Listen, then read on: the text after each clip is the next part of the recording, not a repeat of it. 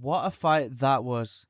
So we just recently watched Chris Eubank versus Conor Benn, which has been long overdue, but the rivalry finally happened. And if you guys don't know, this fight was so big because of the rivalry that both of their fathers had. Obviously Chris Eubank Sr. and Nigel Benn had 2 fights and were basically rivals in their prime, who both dominated the super middleweight division back in the 90s.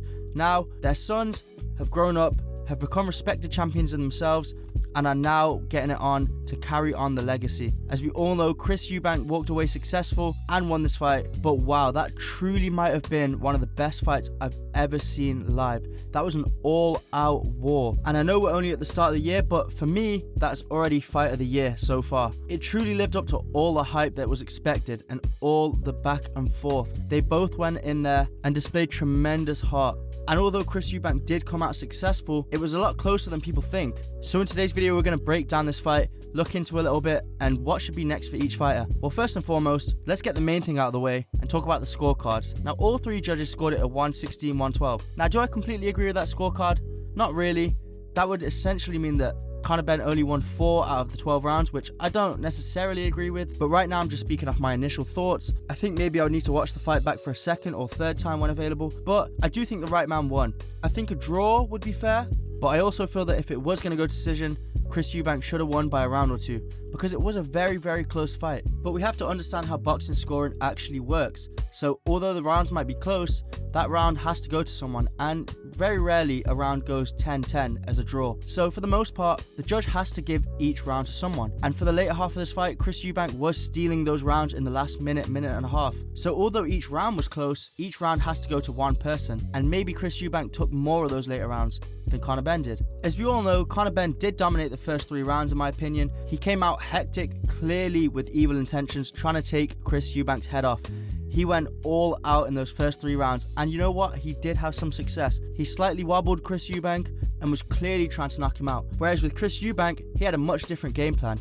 Now, even watching the fight live, I think he executed a fantastic game plan. I believe he went in there and aimed to tire Conor Benn out in those first few rounds, weather the storm, and then take advantage of his experience and skill over Conor Benn to win those later rounds, which essentially he did. And yes, the game plan didn't execute as perfectly as he may have wanted, but it worked in the end. Now, the one thing I noticed really nicely in the early rounds from Chris Eubank Jr., even though he was surviving the onslaughts, he had some really effective body work, lots of nice body jabs, and overall good work to the body. Now, what does this do, you may ask? Now, going to the body in these earlier rounds is going to squeeze the air out of Conor Benn for those later rounds, tiring him out, and essentially pay dividends for those later rounds, which I think ultimately was Chris Eubank Jr.'s game plan. Now, even though Chris Eubank played it smarter in these early rounds for the later rounds than Conor Benn did, it seemed that towards the 6th and 7th, they were both as tired as each other, and these later rounds, they both seemed exhausted. Now, why is this? Probably because Chris Eubank Jr. is the older fighter. Conor Benn's the younger, fresher, sharper fighter than Chris Eubank Jr. is, so he really had to pace himself throughout this fight. However, once Conor Benn had slowed down after the 3rd or 4th round, Chris Eubank did start to let his hands fly and get some of his good work in. Now, as I mentioned earlier,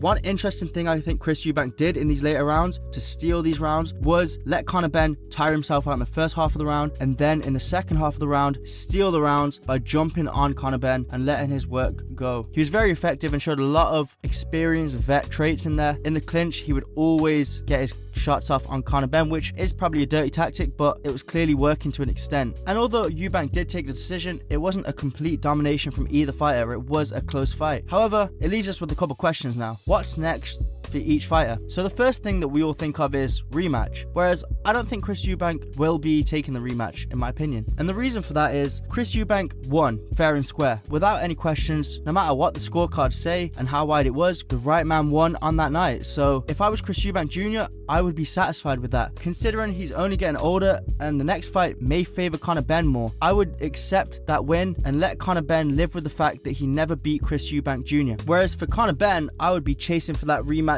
like crazy because it was a great fight. I think we'd all love to see it again. However, I don't think Chris Eubank will accept it, but if he doesn't accept it, Conor Benn has a load more options. He proved in that fight that he can jump up 2 weight classes and can hang with a lot of the top names there. So he has a lot of options. He could move back down to welterweight and win a title there, or he could stay at that weight division and beat a couple of the top names. He has so many options because he's still so young. And do I think his career's ended or took a hit because of this loss? Absolutely not. If anything, I feel like this has boosted his career because Chris Eubank's the best solid fighter that he's ever fought in his career, and he proved that he can hang there at that level. So I think this has boosted Conor Benn's name, and he'll go on to do bigger things. But what do you guys think? What did you guys think of the fight? Let us know in the comment section below. If you enjoyed this video and want to see more, make sure you hit that subscribe button and turn on post notifications so you don't miss an upload. Anyways, that'll be all.